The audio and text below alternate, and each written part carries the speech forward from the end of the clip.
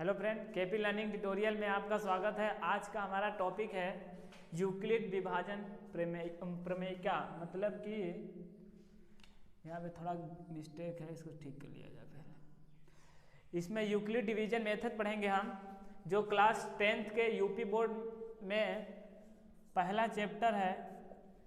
पहला चैप्टर हमारा क्या है? यूक्लिड डिवीजन मेथड, मतलब यूक्लिड विभाजन प्रमेयिका। ठीक है, इसमें दो हमारे शब्द हैं, एल्गोरिथम और प्रमेय। दोनों में डिफरेंस बताएंगे अभी हम। ठीक है, पहले एल्गोरिथम के बारे में जान लीजिए, प्रमेय के बारे में जान लीजिए पहले, अच्छा रहेगा। एल्गोरिथम उसके बाद जब जानेंगे आप।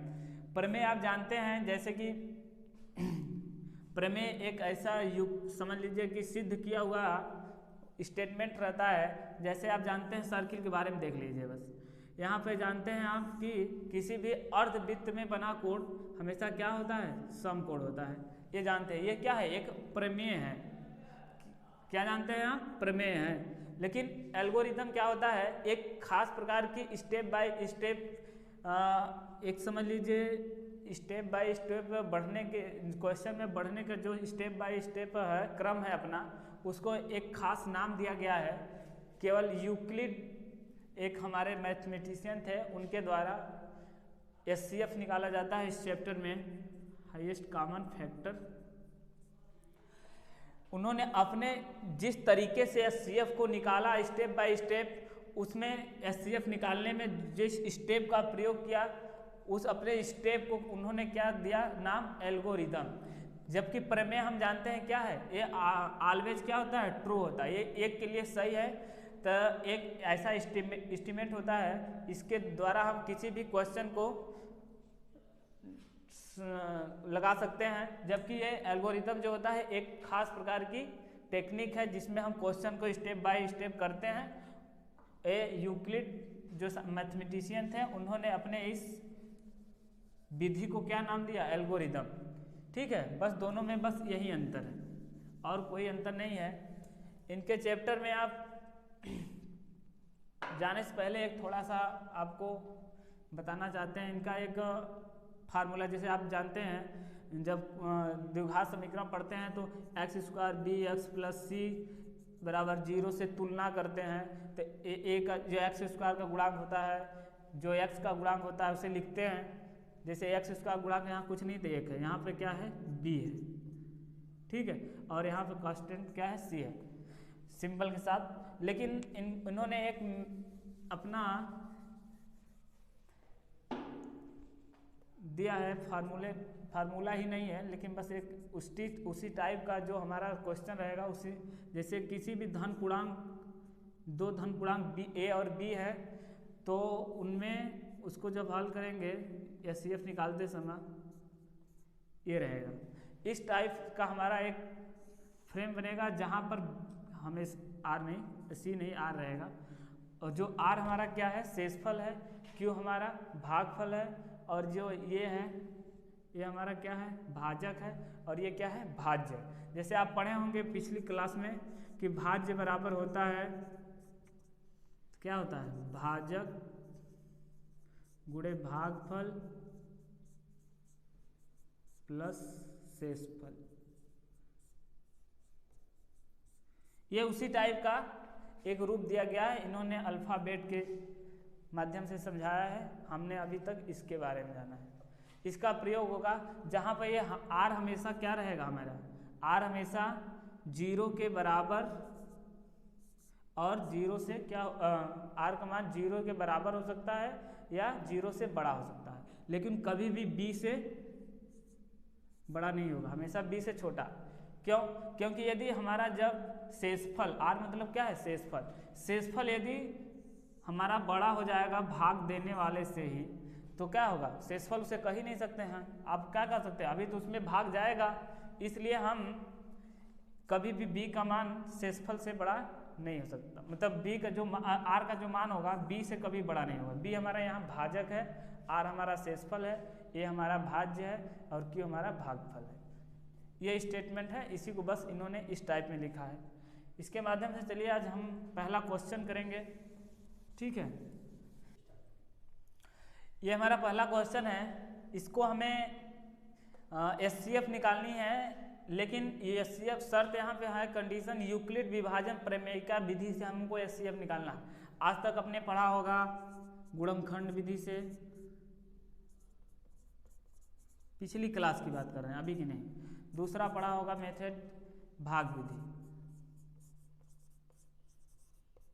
लेकिन इस विधि से यहाँ नहीं निकालना है। क्वेश्चन में आपके दिया ही रहेगा यूक्लिड विभाजन प्रमेयिका से इसका क्या निकालना है, HCF निकालना है। HCF मतलब हाईएस्ट कॉमन फैक्टर, जिसे मौसा कहते हैं।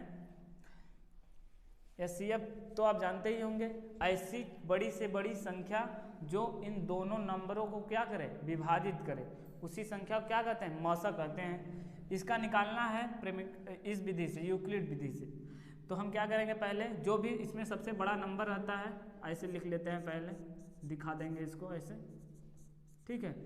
ये हमारा जो भी स्टेप बाय स्टेप रहेगा। इसी तरह से यदि आप क्वेश्चन को एग्जाम में लगाते हैं तो मार्क उसमें से कम नहीं होंगे। यदि 2 नंबर का आपका क्वेश्चन है तो 2 नंबर फुल मिलेगा, लेकिन आप कुछ इसमें थोड़ा लिखने उखने वाला कम कर देंगे तो आपको जो नंबर है उसमें, जैसे 2 नंबर का है तो 1.5 नंबर काट पीट के दे देगा। आंसर से सब नहीं मतलब होता है, स्टेप बाय स्टेप क्वेश्चन होना चाहिए आपका। तो हम पहले इससे दिखा देंगे। इसका मतलब यह है कि बड़ी संख्या ये है, छोटी संख्या ये है, क्योंकि बड़ी संख्या में ही छोटी संख्या से डिवाइड करते हैं। तो हमने अभी बताया था आपसे क्या बड़ी संख्या में ही डिवाइड करना है हमको छोटी संख्या से। तो कितनी बार इसमें डिवाइड होगा, आप इसको रफ पे भी ऐसे कर सकते हैं, ठीक है। ये काम रफ पे दिखाएंगे, लेकिन बगल में आप कर सकते हैं, लेकिन यहाँ लिख देंगे क्या है, रफ का कार्य। कितनी बार भाग जाएगा, यहाँ 1 बार जाएगा। 2 बार पढ़ेंगे तो ज़्यादा हो जाएगा, इसलिए 1 बार। 3 डिजिट है तो अंदर भी 3 डिजिट हमने ले लिया, 3 अंक। उसके बाद 1 बार भाग गया, इसमें से घटा देंगे, कितना बचेगा, 90। चलिए हमने क्या भाग दिया और कितनी बार भाग गया, 1 बार, प्लस शेषफल कितना आया, 90। फर्स्ट स्टेप हो गया ये। इसे लिख सकते हैं यहाँ क्या, प्रथम चरण।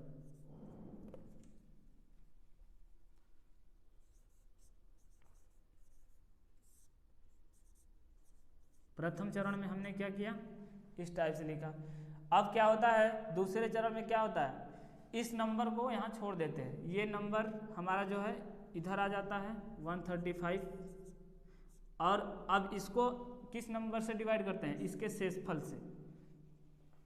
जैसे आप मसा निकालते थे भाग विधि से पहले, वही काम यहाँ भी करना है, लेकिन स्टेप बाय स्टेप इस तरीके से आपको लिखना है। ये हमारा दूसरा चरण है। इसमें क्या करेंगे आप, 90 से एक बार डिवाइड करेंगे 135 को, कितनी बार भाग जाएगा, 1 बार, 45 बचेगा। आप यहाँ पे क्या लिखेंगे, 135 को हमने किससे डिवाइड किया, 90 से। ये किस टाइप का बन रहा है, देखिए हमने शुरू में ही बताया था, A बराबर B into Q plus R, यही इसका क्या होता है, स्टैंडर्ड फॉर्म है। इसी टाइप में हम इसको क्या करेंगे, लिखते जाएंगे। पहला क्या होता है, बड़ी संख्या से छोटी वाली संख्या में डिवाइड किया, कितनी बार गया, 1 बार। शेषफल कितना है, हमने बताया था, B यहाँ होता है हमारा भाजक, और ये भाज्य है, ये हमारा भागफल है, और ये शेषफल है। तो वही रूप में ये भाज्य हो गया, ये भाजक हो गया, ये भागफल हो गया, ये शेषफल हो गया। दूसरी बार हमने क्या कहा था, यहाँ पे सबसे बड़ी नंबर को इक्वल के इस पर ले लेते हैं, इसको भूल जाते हैं। अब इससे 90 डिवाइड करेंगे, कितनी बार भाग जा रहा है, 1 बार। हमारा शेषफल कितना आ रहा है, 45, लिख दिया। इतना समझ में आया। उसके बाद हम तीसरे चरण में आ जाइए। कब तक करना है आप सोच रहे होंगे, इसको तब तक करना है जब तक हमारा शेषफल कितना, 0 ना आ जाए। अब 90 यहाँ हमारा है, 90 रख लीजिए। इसको डिवाइड किससे करना है इस बार, इस वाले शेषफल से। कितनी बार होगा, 2 बार। यहाँ पे ऐसे कर सकते हैं आप, 2 बार डिवाइड करेंगे तो कितना होगा, 90 ही आ जाएगा। अब शेषफल इतना हमारा कितना आ गया, 0 आ गया। और जिस बार ये 0 आएगा शेषफल हमारा, 90 को डिवाइड किए 45 से 2 बार में शेषफल हमारा 0 आ गया। स्टैंडर्ड फॉर्म ये 0 जैसे ही शेषफल आएगा हमारा ये जो स्टेप बाय स्टेप बढ़ रहा था फर्स्ट सेकेंड थर्ड इस केस चरण ये क्या हो जाएगा, रुक जाएगा। और हमारा जो यहाँ पे जिस बार में 0 डिवाइड करने से आया नंबर से वहीं क्या होगा, ये इसका HCF होगा। इसे हम लिख सकते हैं अतः यूक्लिड डिवीजन मेथड से किसका आ रहा है 135, 225 225 और 135 का मौसा आ रहा है, या HCF कह सकते हैं आप। HCF कितना आ रहा है 45। ये हमारा आंसर है। जिस नंबर से लास्ट बार में डिवाइड करने से 0 आ गया वही नंबर इस दोनों क्या होगा, HCF होगा। ठीक है, समझ में आया। अब हम दूसरे क्वेश्चन की तरफ चल रहे हैं। चलिए हमारा दूसरा क्वेश्चन है। क्वेश्चन हमारा क्या है, देखिए दर्शाइए कि कोई भी विषम पूर्णांक 6q+1 या 6q+3 या 6q+5 के रूप का होता है, जहां पर q क्या है, जिस हर में q आया है ना, ये q क्या है, एक विषम कोई पूर्णांक है। ठीक है, हमें दिखाना है कि इस टाइप का जो आएगा, हम क्वेश्चन अभी प्रूफ करेंगे, उसमें इस टाइप बनेगा तो उसे हम क्या कहेंगे, वो सब विषम पूर्णांक है। लेकिन हमको यूक्लिड मेथड से ही करना है, तो पहले हल करेंगे। यहाँ लिख लेंगे स्टेप बाय स्टेप, इसलिए बताया जा रहा है क्योंकि यह हमारा वीडियो का मेन उद्देश्य है कि आप लोग का जो फाइनल एग्जाम होगा उसके लिए ही है ना, नहीं कि मतलब ये रफ काम नहीं है कि मतलब कैसे भी लगा दें, ये क्या सटीक तरीका होता है उसके लिए है। चलिए आते हैं कैसे इसको हल करना है। हल करने से पहले हमें कुछ मानना पड़ेगा। चलिए मान लेते हैं इसको। हम माने लेंगे कि माना दो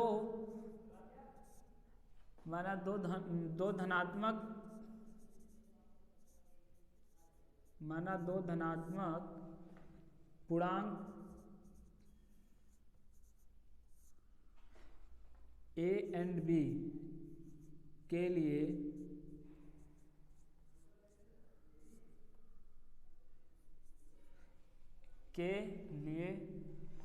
Q, R नहीं के लिए अद्वितीय मान यूनिक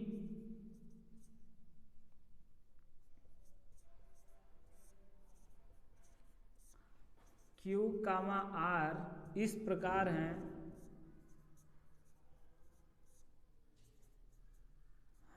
कि किस प्रकार है, वहीं जो आप देखे थे यूक्लिड का स्टैंडर्ड फॉर्म क्या होता है उसी की यहाँ बात किया जा रहा है। जैसे A बराबर आपने क्या देखा था, BQ+R, जहाँ पर R का मान हमेशा क्या होगा, 0 से बड़ा या बराबर हो सकता है, परंतु B से हमेशा क्या होगा, छोटा होगा। भाई याद रखना है, ये हमारा A और B यहाँ पे जो दो हैं, दो धनात्मक पूर्णांक हैं, और जिनके लिए Q और R के ऐसे मान आ रहे हैं जो अद्वितीय हैं। मतलब क्या, इस जैसे फर्स्ट चरण में हमने लिखा था, दूसरे चरण में क्या था, वहाँ पर पहले क्वेश्चन में देखे थे आप, हर स्टेप में इसके जो मान होंगे वो बदल सकते हैं। ठीक है, लेकिन वो धनात्मक पूर्णांक संख्या ही होंगे। Q और R के मान हर स्टेप में बदलेंगे, लेकिन हर एक स्टेप के लिए अद्वितीय है ये मान। तो यहाँ अब क्वेश्चन से हम देख ले रहे हैं, जो भी क्वेश्चन में Q Q Q लिखा है ना, इसका जो गुणांक है 6, ये क्या है, हमारा B है। क्वेश्चन से हम यहाँ लिख सकते हैं क्या, B बराबर क्वेश्चन में दिया है, क्या दिया है, 2, और R का मान B पर ही डिपेंड रहता है। कैसे, R का मान B से हमेशा छोटा होगा, और कहाँ से शुरू हो सकता है, 0। जैसे R का मान यहाँ, B का मान जैसे ही पता होगा हम R का मान लिख सकते हैं। B का मान यहाँ 2 नहीं है, क्या है, 6 है। तो R का मान क्या हो सकता है, 0 हो सकता है, 1 हो सकता है, 2 हो सकता है, 3 हो सकता है, 4 हो सकता है, 5 हो सकता है, 6 नहीं हो सकता है। क्यों नहीं हो सकता 6? 6 इसलिए नहीं हो सकता है क्योंकि हमें यहाँ पे कहा गया है b का r का मान b से हमेशा क्या होगा, छोटा होगा। यदि 6 को भी यहाँ लिख देंगे तो 6 क्या हो जाएगा, इसके बराबर। यदि यहाँ बराबर भी रहता तो आप 6 को ऐड कर सकते थे इसमें। जब तक बराबर का सिंबल नहीं है, जैसे यहाँ 0 और 0 के यहाँ नीचे बराबर लगाया गया है ना, ऐसे लगा दिया जाएगा यहाँ, तो 6 को भी शामिल कर लेंगे। यदि नहीं है तो केवल 5 तक ही नंबर लिखेंगे, क्योंकि b का मान r का मान हमेशा b से छोटा होना चाहिए। यदि 6 लिखने में बराबर में हो जाएगा, इसलिए यहीं तक लिखेंगे। अब यहाँ केस फर्स्ट में क्या होगा, ठीक है, प्रूव करना है हमको ये। तो हमने ये सब मटेरियल इकट्ठा कर लिया, क्योंकि इसी से हम इसको लाएंगे। इसमें हम क्या देखते हैं, केस फर्स्ट में जब r का मान क्या हो, जब r का मान 0 हो और b हमेशा क्या होगा, 6 ही होगा हर में, b का मान नहीं बदलता यहाँ पर इसके लिए। तो आप स्टैंडर्ड फॉर्म में लिखेंगे तो क्या हो जाएगा, a बराबर b का मान क्या है 6 मल्टीप्लाई q का मान नहीं बदलेगा प्लस r का मान 0। तो यहाँ से a बराबर क्या आ रहा है आपका 6q। 6q एक पूर्णांक हो गया जिसमें यदि 2 से डिवाइड कर देंगे तो ये हो जाएगा कि नहीं हो जाएगा, हो जाएगा। तो इसे हम कह सकते हैं क्या है, सम पूर्णांक है। हमें विषम पूर्णांक सिद्ध करना है। यदि विषम पूर्णांक इसको ऐसे लाएंगे तो हर में क्या होगा, एक बार देखते हैं, एक बार सम एक बार विषम आएगा। कैसे, देखिए a बराबर इससे क्या आएगा 6q आ गया, जो क्या है 2 से डिवाइड है, इसलिए हम लिख सकते हैं क्या, इसे 3q भी तो लिख सकते हैं, हो जाएगा। ये 3q 2 से कट गया, और जो संख्याएं 2 से कटती हैं आप जानते हैं कि उन्हें क्या कहते हैं, सम। कैसे कहते हैं, क्यों कहते हैं, नंबर सिस्टम का वीडियो बना है पीछे, आप देख सकते हैं, चैनल पर है, यहाँ पे लिख सकते हैं 6q, यहाँ ब्रैकेट में लिख देंगे 6q एक सम संख्या है, सम पूर्णांक संख्या भी लिख सकते हैं, केवल सम संख्या नहीं लिखेंगे, लिख देंगे एक सम पूर्णांक संख्या है, ठीक है, थोड़ा शार्ट लिखेंगे। अब दूसरा, जब q r का मान बदलेंगे तो दूसरा आएगा। केस 1 में हमें पता चल गया सम आना। केस 2 यहाँ ले लेते हैं। केस 2 में जब r का मान यहाँ चेंज करेंगे, अब r बराबर 1 रखेंगे, b का मान हमेशा वहीं रहेगा, तो क्या हमारा फार्मूला आएगा इसका, 6q का मान q ही रहेगा प्लस r का मान 1 ना। तो इसे हम क्या लिख देंगे 6q प्लस 1। देखिए क्या है, ये 2 से डिवाइड नहीं होगा, हो जाएगा, नहीं होगा, तो इसे हम क्या लिख सकते हैं, एक विषम पूर्णांक संख्या, ठीक है। क्या है ये फार्म आया इसका, ये विषम पूर्णांक है। अब तीसरे में देखेंगे, यहाँ तीसरा केस,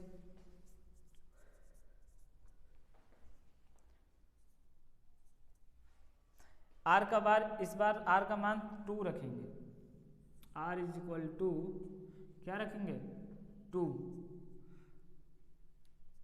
और b का मान तो हमेशा 6 ही है। तो फॉर्म हमारा क्या तैयार होगा, इस टाइप से फॉर्म हमारा आएगा 6 इंटू क्यू प्लस r का मान 2, a बराबर क्या आया 6q प्लस 2। a देखिए 2 से कट जाएगा, क्यों, देखिए a बराबर हम लिख सकते हैं 2 इसमें से कॉमन, तो क्या आ जाएगा 3q प्लस 1, 3q प्लस 1 आया। और यदि हम 2 से डिवाइड करें तो कट जाएगा, और जो संख्या 2 से कट जा सकती है उससे हम लिख सकते हैं एक, ये कैसा है, एक सम पूर्णांक संख्या है, ठीक है। एक बार क्या आ रहा है इसमें सम, एक बार विषम आ रहा है, मतलब कि r का मान 0 रखा हमने तो सम आया, 1 रखा तो विषम आया, फिर r का मान 2 रखा तो सम आया। इस बार क्या रखेंगे केस 3 में, केस 4 में क्या रखेंगे, r का मान 3 और b का मान तो वही रहेगा। तो इतना स्टेप करने की जरूरत नहीं है, आप डायरेक्ट लिख सकते हैं। क्या क्या लिख सकते हैं, a बराबर 6q प्लस क्या 3, ये क्या है, ये इसमें दोनों में से कॉमन ले लेंगे यदि आप 3 तो 2q प्लस 1 आएगा। ये नंबर कर सकता है, ये नंबर 2 से कर सकता है, नहीं कर सकता है। ये 2 से नहीं कर सकता है तो ये क्या है, एक विषम पूर्णांक संख्या है।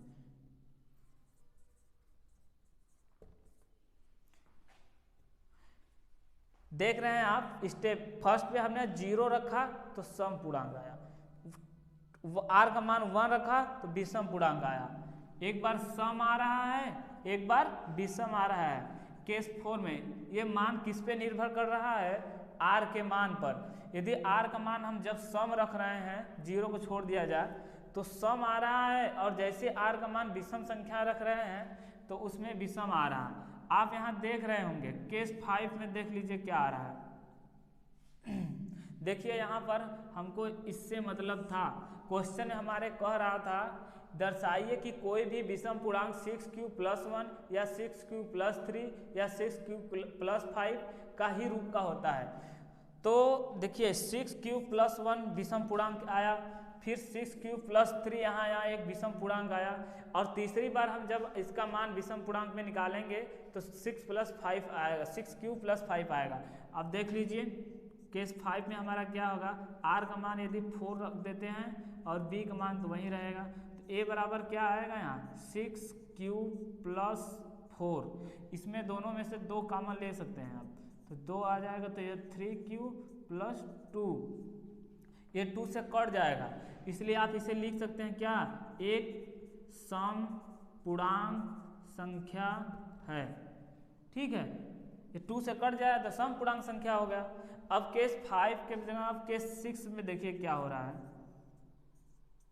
केस 6 में देख आप r का मान क्या रखेंगे, इस बार 5 रखेंगे और b का मान 6 रखेंगे, ये तो हमेशा कांस्टेंट है हर में, तो a बराबर क्या लिख देंगे यहाँ bq, मतलब कि 6q प्लस 5। ये संख्या न कॉमन हो रहा है दोनों में कुछ, न 2 से कट सकती है, तो इससे हम क्या लिख सकते हैं, यह एक किस प्रकार की संख्या है, एक विषम पूर्णांक क्या है, संख्या है भैया। समझ रहे हैं, हमने क्या किया, बस माना 2 धनात्मक, क्वेश्चन फिर से समझ लेते हैं एक बार। माना 2 धनात्मक पूर्णांक a और b के लिए अद्वितीय मान q और r इस प्रकार है कि इसका स्टैंडर्ड फॉर्म, यूक्लिड विभाजन प्रमेय का स्टैंडर्ड फॉर्म क्या होता है, ये होता है। इसमें क्या r का मान कितना होना चाहिए, 0 से बड़ा या बराबर, लेकिन b से हमेशा छोटा। हमने यहाँ पे रखा तो r का मान यहाँ से निकाल लिया हमने। उसके बाद हर बार r का मान चेंज करेंगे और इस समीकरण में रखेंगे, जो हमारा स्टैंडर्ड फॉर्म होता है, ये मान लीजिए समीकरण 1 ही है, इस समीकरण में रखेंगे तो हर बार अलग अलग मान आ रहे हैं। जैसे हमने 0 रखा तो 6q आया, जो 2 से डिवाइड हो जाएगा, इसलिए सम पूर्णांक है। 1 रखा तो 6q प्लस 1 आया, जो एक विषम पूर्णांक है, 2 से डिवाइड नहीं करेगा, हो पाएगा ये। केस 3 में हमारा r का मान 2 रख दिया तो इतना आया, जो एक सम पूर्णांक है, कैसे 2 से डिवाइड हो जाएगा, नंबर 2 से डिवाइड करेंगे 2 कट जाएगा, 3q प्लस 1 बचेगा, लेकिन ये 2 से डिवाइड हो गया ना। और जैसे डिवाइड हुआ, जो भी नंबर आप जानते हैं कि जो भी 2 से डिवाइड होता है वो सम पूर्णांक होता है, तो सम पूर्णांक हो गया। r का मान 3 रखेंगे तो ये फॉर्म आएगा हमारा, ये तो इसमें। चलिए क्वेश्चन नंबर 3 हम लोग देख लेते हैं। किसी परेड में 616 सदस्य वाली एक सेना है, उसके आगे 32 सदस्यों वाली एक आर्मी की बैंड है जो उससे आगे चल रही है, और कह रहा है दोनों समूहों को आपस में मिला देने पर एक क्या करना है, लाइन बनाएंगे हम। तो स्तंभों की संख्या पूछ रहा है, अधिकतम कितनी लाइन, मतलब स्तंभ कितने लाइन लोगों को खड़ा किया जाए। तो हमें मिला जुला के इसमें क्या करना है, जब भी अधिकतम की बात की जाएगी तो हम क्या करेंगे, उसमें HCF ही निकालेंगे। तो यहाँ पे HCF निकालना है, लेकिन हमको यूक्लिड विभाजन प्रमेय के मेथड से निकालना है। तो अब क्या तरीका होता है, पहले जो नंबर बड़ी है उसको इस टाइप से दिखा देंगे, उसके बाद ये हमारा यूक्लिड का स्टैंडर्ड फॉर्म है, इसको लिख लिया हमने। उसके बाद यहाँ HCF निकालेंगे इस मेथड से। तो आप जानते हैं पिछली कक्षाओं में आप पढ़े होंगे कि भाग विधि से निकाला जाता है, काम वही करना है लेकिन वो उसको रफ कॉपी दिखानी है और ये तरीका दूसरा इधर लिखेंगे हम। तो यहाँ पे हम लोग डिवाइड कर लेते हैं, पहले 32 से डिवाइड करेंगे किसको, 616 को, कितनी बार जाएगा, 1 बार, 1 बार इसमें डिवाइड करेंगे, कितने आ जाएगा यहाँ, 11 में से 2 गया 9, यहाँ बचा 5, 5 में से 3 गया 2, ठीक है, ऊपर 6 उतारेंगे। अभी इस जब तक ये नंबर खत्म नहीं होगा तब तक इसी से डिवाइड करते रहेंगे। तो क्या करेंगे आप, 32 से कितनी बार टेबल पढ़ना पड़ेगा, 9 बार, 9 बार पढ़िए, 9 दूना 18 का 8 हाथ में आ ले, 9 3 27 1 28। अब इसको इसमें से घटाया जाता है, आप जानते ही हैं, 16 में से 8 गया 8, यहाँ बचा 8, 8 में से कितना हो गया 0, 0 लिखिए चाहे काट दीजिए, कोई मतलब नहीं है। अब हमें यहाँ तक फर्स्ट स्टेप हमारा कंप्लीट हो गया, तो हम क्या लिखेंगे, अब आ जाइए यहाँ पर। हमने क्या किया, हमारे पास नंबर था प्रथम चरण में, हमारे पास नंबर था 616, इसको हमने क्या किया, डिवाइड किया, 32 से कितनी बार डिवाइड किया, 19 बार, शेषफल कितना है भाई हमारा 8। अब हमने दूसरे चरण में क्या बताया, क्या करना होता है, कुछ नहीं करना है, सिर्फ ये नंबर हट जाता है, ये नंबर यहाँ आ जाता है और इसके शेषफल से डिवाइड किया जाता है इसमें। अब इसके शेषफल से डिवाइड करने से पहले चलते हैं यहाँ पर, फिर अब यहाँ पर 8 आ गया है, अब 32 है, इसको इससे डिवाइड करना है, 32 से ही तो डिवाइड कर रहे थे, जितना शेषफल आता है उस शेषफल से इस नंबर में जिससे पहले भाग दिए उसमें डिवाइड करते हैं, कितनी बार जाएगा, 4 बार, 2 स्टेप में हमारा क्या आ गया, 0 आ गया। और जैसे ही r का मान शेषफल हमारा 0 आता है, क्वेश्चन कंप्लीट। और जो हमारा यहाँ पर ये जिस बार डिवाइड किए हम 0 आया, जिस नंबर से डिवाइड करते हैं, अब पिछली कक्षाओं में पढ़े हैं कि वही नंबर उसका इसका और इसका क्या होता है, मौसा होता है। तो वहीं पर यहाँ पर क्या आ गया, ये इसका, तो आप लिख देंगे अतः 616 और 32 का यूक्लिड, शॉर्ट फॉर्म में थोड़ा लिख रहे हैं, यूक्लिड विभाजन मेथड से, प्रमेयिका से हमारा मौसा कितना आया भैया, मौसा या एचसीएफ कितना आ रहा है, 8 आ रहा है। यही हमारा क्या है, आंसर है इस क्वेश्चन का। इस मेथड से लगाएंगे स्टेप बाय स्टेप। यदि आप ऐसे नहीं लगाते हैं तो आपको नंबर, भले आपका आंसर भले आ जाए बट आपको नंबर कंप्लीट नहीं मिलेंगे। जैसे मान लीजिए 2 नंबर क्वेश्चन हमारा है तो आपको 2 नंबर इसमें से नहीं दिया जाएगा, थोड़ा काट लिया जाएंगे। इसलिए आप ऐसे लगाइए, थोड़ा सा समझने की बस बात है और ज़्यादा टफ क्वेश्चन नहीं है बस। और ये काम आप रफ के वहीं बगल में कर सकते हैं, लिख देंगे यहाँ एक रफ कार्य, नहीं कि इसको इसमें लिख दे, इसके बगल में करेंगे, बस लिख देंगे या काट देंगे, रफ काम। एक क्वेश्चन हमारा कंप्लीट हो गया, ठीक है। अब हम क्वेश्चन 3 तक हो गया, अब क्वेश्चन 4 की बात करेंगे, ठीक है। अब क्वेश्चन 4 के लिए क्या करना है, इसमें कुछ हमें मानना पड़ेगा। क्या मानना पड़ता है, चलिए देख लेते हैं। कह रहा है यूक्लिड विभाजन प्रमेयिका से प्रयोग करके दर्शाइए कि किसी धनात्मक पूर्णांक का वर्ग किसी पूर्णांक यम के लिए इतना और इतना रूप का ही होता है। जैसे हमने अभी पीछे किया था विषम पूर्णांक के लिए 3m प्लस 1 या नहीं 6q प्लस 1 और 6q प्लस 5 इस रूप का दिखाना था। यहाँ पे वर्ग करके उसका इस रूप में दिखाना है। तो इसको कैसे लगाएंगे, चलिए मान लेते हैं। पहले मानना क्या है, वही लिखने वाला जो प्रोसेस है वही वाला यहाँ भी लिखना है। करना क्या है, माना ए एंड बी, ए और बी के लिए ए और बी धन पूर्णांक क्या है, धन पूर्णांक संख्या है, ये सब संख्या के लिए अद्वितीय मान Q और R इस प्रकार हैं,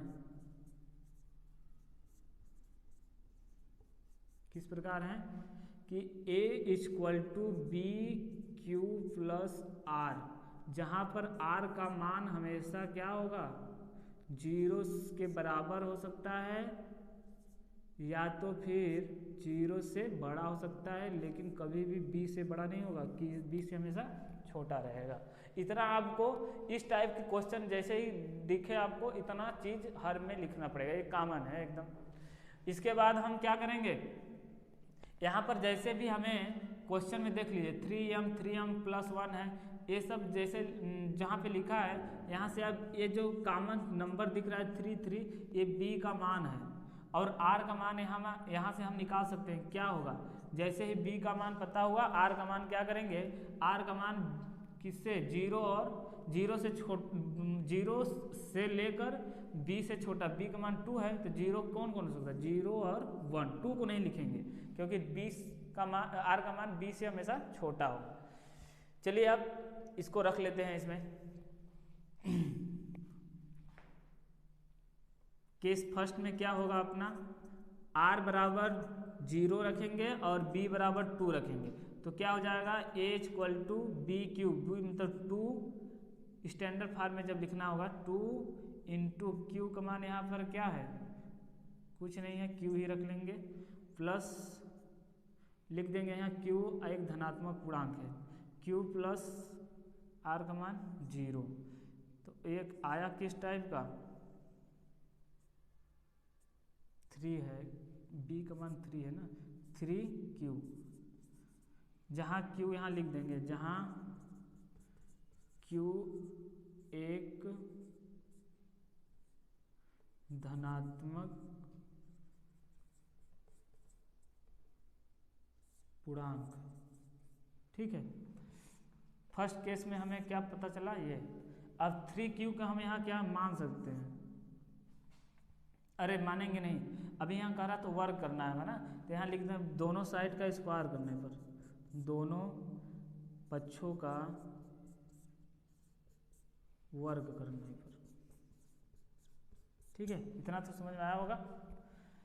स्क्वायर करेंगे ए स्क्वायर प्लस 3q का स्क्वायर कर देंगे, यहाँ कितना हो जाएगा भाई, a square equal to 9q square, यहाँ पे ए स्क्वायर बराबर क्या निकला हमें 3, इसको लिख सकते हैं 3 इंटू 3q का स्क्वायर, और यहाँ बीच में मान लीजिए 3q स्क्वायर इक्वल टू यम, तो यहाँ से ए स्क्वायर हमारा क्या निकल के आ जाएगा 3, इसका मान यम तो यम। फर्स्ट केस में हमारा हल हो के आ गया ये इतना। उसके बाद नेक्स्ट जैसे ही बढ़ेंगे यहाँ पे इसको आप मिटा लेते हैं क्योंकि इसका अब काम खत्म हो गया है। दूसरा क्वेश्चन है इसका कोई, चलिए ठीक है, इसके यहाँ तक हो गया आपको। उसके बाद हमें क्या करना है, ये फर्स्ट केस में हमारा क्या यह आ गया निकल के। उसके बाद हम r का मान क्या रखेंगे, इस बार 2 मान आया है हमारे पास r का, ठीक है, 2 मान आया है तो r का मान हमने 0 रखा, इस बार क्या रखेंगे r का मान 1 रखेंगे, इस बार रखते हैं r equal to 1 and b का मान तो हमेशा 3 ही रहेगा। ये केस 2 के लिए है, वो केस फर्स्ट था। अब केस 2 में हम अब स्टैंडर्ड फॉर्म में लिखना चाहेंगे इसको, तो क्या हो जाएगा a इक्वल टू b का मान 3 है, b q होता है, q तो q ही रहेगा, चेंज नहीं होगा, प्लस r का मान इस बार क्या रखेंगे 1। अब यहाँ से क्या हो जाएगा a equal to 3q plus 1। हमें स्क्वायर के लिए प्रूफ करना है तो हम क्या करेंगे, दोनों पक्षों का फिर लिखेंगे क्या, दोनों पक्षों का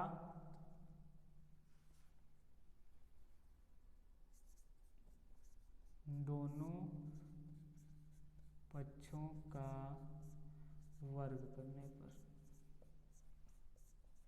ठीक है, तो a का स्क्वायर हो जाएगा, इधर क्या हो जाएगा 3q प्लस 1 का स्क्वायर, खोल दीजिए इसको सूत्र से। सूत्र आप तो जानते ही होंगे, आप लोग नहीं जानते हैं तो यहाँ देख लीजिए, a प्लस बी का whole square equal to a square plus b square plus 2ab। ठीक है, क्या हो जाएगा 9q square plus 1 plus 6q हो जाएगा। ठीक है, इसके बाद हम क्या करेंगे, यहाँ 9q स्क्वायर प्लस 6q को एक साथ लिख लीजिए, प्लस 1 को उधर रखने। ये दोनों में से देखिए क्या कॉमन है, 3 कॉमन है। ये 3 कॉमन क्यों लिया जा रहा है, क्योंकि हमें इस रूप में लाना है।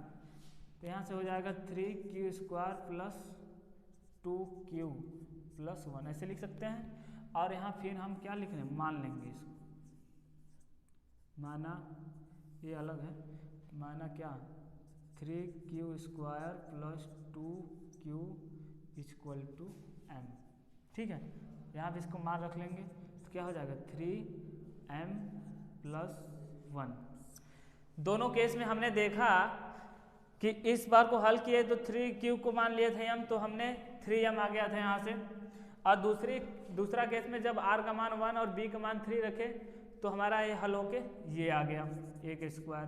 तो हमने क्या देखा यहाँ से, यूक्लिड विभाजन प्रमेय का प्रयोग करके कह रहा था क्वेश्चन में कि धनात्मक पूर्णांक वर्ग किसी वर्ग के लिए m के लिए मान जो आएगा 3m और 3m प्लस 1 टाइप का ही आएगा। पहली बार 3m टाइप का आया और दूसरी बार हमने जब r का मान चेंज किया 3m प्लस 1 रूप में आया। तो हम इस प्रकार से क्या कह सकते हैं कि किसी भी धनात्मक पूर्णांक का वर्ग यदि आप करेंगे, यदि m है उसको मानेंगे तो हमारा जो कंप्लीट हल होके आएगा उसका रूप क्या होगा, इस रूप का होगा। बस यही हम लिख देंगे। आज तक का ये 4 तक क्वेश्चन कराया गया है। आगे वीडियो में आप और इम्पॉर्टेंट क्वेश्चन जैसे होंगे उनको देखा जाएगा। आज तक के लिए वीडियो यहीं पे समाप्त होती है। धन्यवाद।